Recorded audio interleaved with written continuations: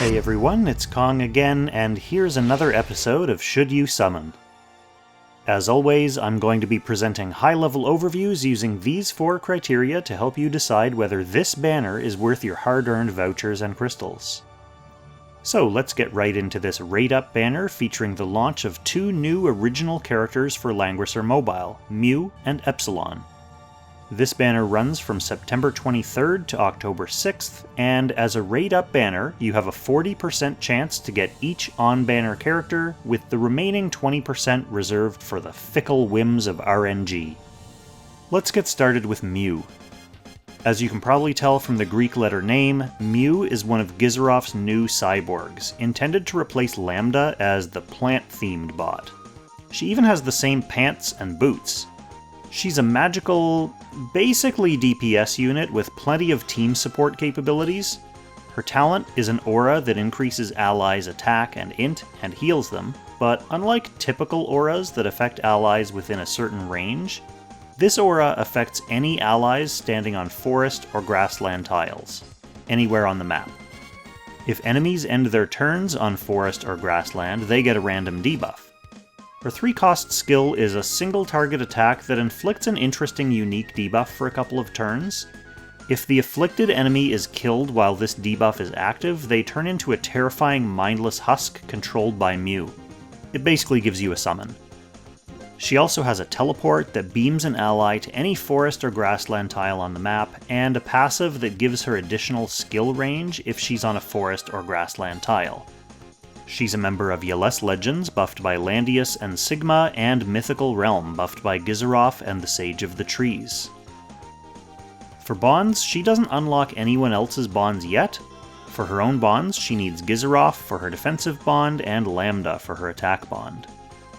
As far as content, in PvE, she's on faction for Phoenix, Needhog, and Fenrir, but I don't think she's going to make an impact on the PvE bosses. Her teleport could be handy for treasure hunting. On the PvP side, she can definitely be decent in PvP. She might be a more niche pick, but people who choose to build her could use her either as an AoE substitute for more common characters, or as an accelerator, basically making use of her green teleport instead of other speed boosting options. For availability, we do already know that she's going to come back on a Destiny banner alongside the Sage of the Trees, figures, and Wheeler in February or so. Now let's move on to Epsilon, and as you can probably tell from the Greek letter name, Epsilon is one of Gizeroff's new cyborgs intended to replace Sigma as the sword-themed bot. He even has the same coat, pants, pauldrons, and boots. Even though he has infantry and demon classes, he's functionally an assassin. His talent gives him boosted crit rate and crit damage, lets his troops attack at range, and gives him +2 skill range and movement as long as he has an active faction buff effect. His 3-cost skill passively lets him stack up to +20% attack.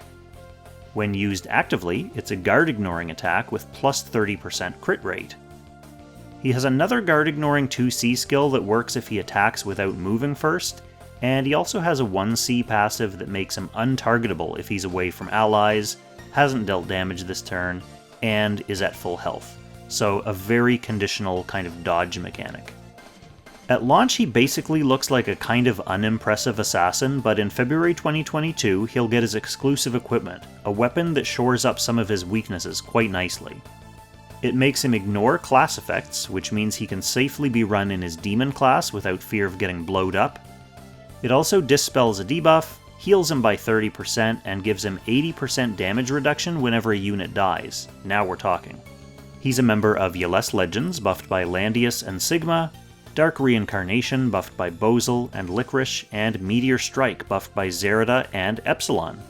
Conveniently for the guy who needs a faction buff for his talent to work, he introduces the new 2nd faction buff for Meteor Strike. This one increases the target's chance to be critically hit and their critical damage taken by 12%. The wording here is important. As you know, your units have a crit rate cap at 100%. You can't go above that. But rather than increasing your own crit rate, this effect increases the chance of the enemy taking a crit. Much like faceless assassins, this can help mitigate crit down effects on your units, for example Landius's aura. For bonds, he unlocks the attack bonds for both new characters launching 2 updates from now, Alpha and the Transcendent one. For his own bonds, he needs Gizeroff for his defensive bond and Omega for his attack bond. For content, in PvE, he's on faction against Leviar, Phoenix, and Scylla in the Eternal Temple, and Jormungandr, Fenrir, and Needhog in Ancient Beckoning. I haven't seen him used in any top scoring teams for PvE stuff. His reliance on units dying means he's probably not the best for bossing. Typical of assassins, he'll probably be able to get some more use in PvP. He didn't make a splash at all when he first came out, but now that his sword is out in China, people are starting to talk about him a bit more. We'll still have to wait till next season to see if he gets a lot more Apex play. In theory, he should be solid as a flying demon without class disadvantage, with decent but not dominant threat range, a couple of guard ignores, and a faction buff. So we'll have to see how that plays out. For availability, again, we already know he'll be appearing in February on a raid-up banner with Hilda, so no Destiny guarantees in the near future at least. So here's the quick and dirty. We have Mew, who's a supportive magical unit with a conditional map-wide command aura and a conditional map-wide teleport. We have Epsilon, who's a demon assassin with a good upcoming weapon. He has a faction buff for Meteor Strike, and he unlocks the attack bonds for Alpha and the Transcendent one. And now we have the notes for Noobs. All that context and info is all well and good, but like, should you actually summon these? Mew is ultimately a niche pick. Her aura and her teleport could be really clutch, but she's not needed for bonds right now, and she is coming back on a Destiny banner. This all adds up to make her an easy character to skip, unless you know what you're doing and you're summoning her for a specific reason. Now, Epsilon is one of those characters you summon for the sake of other characters, with a new Meteor Strike faction buff and bond unlocks for Alpha and the new Gizeroff. He's not that great in his own right, at least until he gets his new sword several months from now, and Alpha and the Transcendent one aren't exactly must-have units either. So you definitely have the option to just wait until his next banner and try to get him then if he's a character you feel like you might want to use. Finally, we just have my usual reminder about upcoming banners. Next week we have a better raid-up banner than this one, frankly, featuring Rosenseal and Kruger. The week after that, we have a Destiny banner featuring Helena, Florentia, and Betty, so 2 really useful on-meta Empire units. The week after that, we'll have 2 more Destiny banners featuring Bozel, Liana, and Luna, and Shalinka, Tsubame, and Angelina.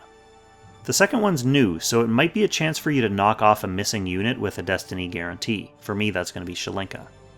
Finally, after all that catching up, the next major update on October 21st will see the launch of a new character that will actually make a splash in the meta, Christienne, the princess faction buffing tank, and her little archery friend Suzette. Alright, so that's it for this episode. I hope you found this video and these summaries helpful enough to warrant a little thumbs up. Let me know in the comments if you plan on summoning here and what kind of luck you had.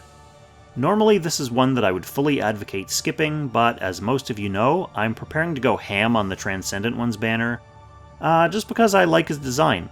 So if I want to do that, I need to get at least 1 Epsilon for bonds, and then I can eject. So wish me luck, I'll have a summoning video for you soon. As always, thank you so much for watching, and I'll catch you in the next Should You Summon. Extra special thanks, of course, to our Langrisser tier channel members for generously supporting the channel directly.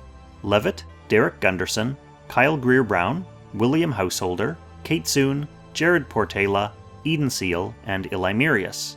And just one additional thanks to Nihilo for the very generous donation of $100 during my last Apex stream. So thanks so much for supporting the stream and the channel, everyone.